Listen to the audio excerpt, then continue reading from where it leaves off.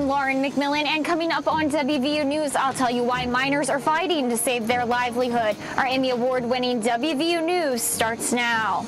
Next year's proposed plan would cut active employee benefits by nearly $84 million and retiree benefits of nearly $40 million. I'm Lauren McMillan, and coming up on WVU News, I'll tell you why an organization that's helped thousands of women gain employment is struggling to survive. Our Emmy Award-winning WVU News starts now. According to American Farmland Trust, 2 acres of farmland is lost every minute in America due to development. In just 11 weeks, students are able to learn skills such as carpentry and construction, fields often dominated by men. Both bills would move money from the Mine Reclamation Fund and use it for health care and pensions. I'm Lauren McMillan, and coming up on WVU News, I'll tell you why Mon County is one of 3 counties in the state without an active farm protection board.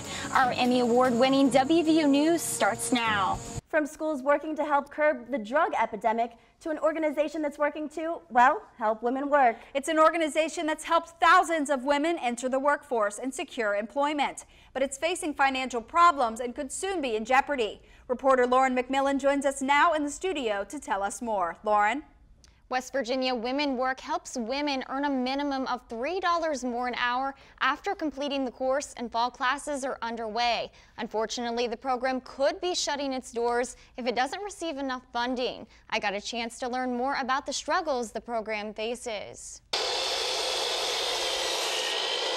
West Virginia Women Work is a nonprofit organization that gives women the hands-on training they need to earn higher-paying jobs. For the past 15 years, the tuition-free program has helped students like Cassie Moore walk away with valuable skills. I have a family of 5, so we kind of needed 2 incomes to make things come, to make things work a little better. And this is a great opportunity to learn various trades and skills, and then to actually use it to go out and get not just a job but a good career. Locations include Charleston, Martinsburg, and Morgantown. Nearly 80% of women who complete the program walk into the workforce. We are not a safety net here, we're a springboard. We're taking women who are unemployed, underemployed, who really need to earn an actual living wage. In just 11 weeks, students are able to learn skills such as carpentry and construction, fields often dominated by men.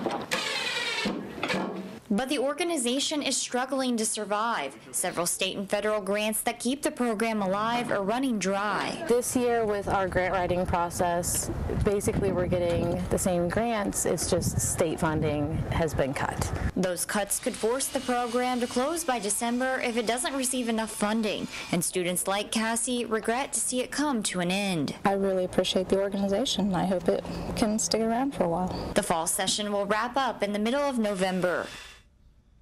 If you would like to help the organization, you can visit their Facebook page to make a donation or sign a petition. Over 1,500 active and retired miners gathered with the United Mine Workers of America to rally around legislation that would save their health care and retiree benefits. We earned this. Nobody gave it to us. We earned this for our wives when we got older. But most of this money is being denied to miners as companies are trying to abandon those contracts through bankruptcy. UMWA officials say this is another attack on the coal industry. The people who crashed the country's economic bus, who caused this downturn, they got bailed out. We didn't. We got left behind. The Coal Health Care and Pensions Protection Act has received bipartisan support with Congressman David McKinley and Senator Joe Manchin as lead sponsors, but it's never been able to pass both the House and Senate. So many people don't even understand how the country became the strength that we are today. It's because of the sacrifice made by so many of those men and women who mine the coal, that made that build the factories that we have, that made the steel, that built the guns and ships, that did everything for us. Both bills would move money from the Mine Reclamation Fund and use it for health care and pensions. Meanwhile, miners want Congress to keep their promise, and they're not backing down. There's no doubt we're going to fight. We've always fought. We've fought for everything we've got, and we'll fight till we die to keep it. The UMWA will hold 4 other nationwide rallies. Lauren McMillan, WVU News, Morgantown. Farming generates almost $1 billion in income to the state each year. But now, farmers are at risk of losing their livelihood. Reporter Lauren McMillan joins us now in the studio with more. Lauren? Thanks, Emily and Paige. The West Virginia Farmland Protection Act was put into place to help farm owners protect their farms and their land. Unfortunately, Monongalia County is one of 3 counties in the state without funding. This farmland funding may cause an increase for taxpayers, but I found out how farmers are at risk of losing their county farms due to an inactive farm protection board. And one farmer says he's ready to fight for his legacy.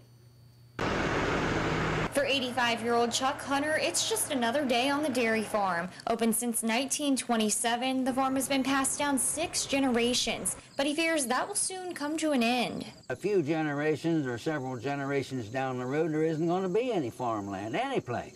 To help preserve this lush green space, 20 counties in the state have created farm protection boards. Mon County is one of 3 in the program without funding, but Commissioner Ed Hawkins is pushing to make it active. The Commission is permitted to put a tax on property transfer. Now, there's already one stamp that you have that goes one to the state and one that is kept in the general fund.